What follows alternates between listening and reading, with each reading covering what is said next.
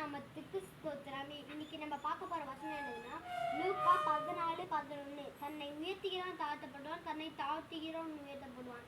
இது மூலியமா கர்த்தர் நம்மளுக்கு என்ன சொல்ல வராருன்னா, தன்னை உயர்த்துகிறவனா யாரு?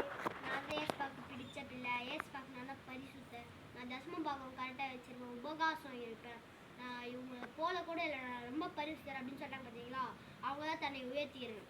அவங்கள தான் ஏசுப்பாக்கு பிடிக்க சுத்தமாக.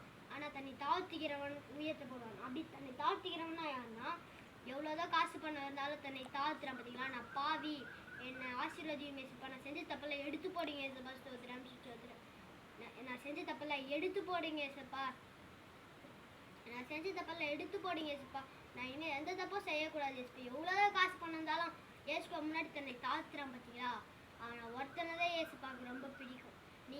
நீங்களும் இன்னைக்கு நம்ம கேட்ட வசனத்தின்படி நீங்களும் தன்னை ஏசுப்பா கிட்ட தன்னை தாழ்த்துங்க, ஏசுப்பாங்களும் உயர்த்துவார். ஆமென். கர்த்தருடைய நாமத்துக்கு ஸ்தோத்திரம்.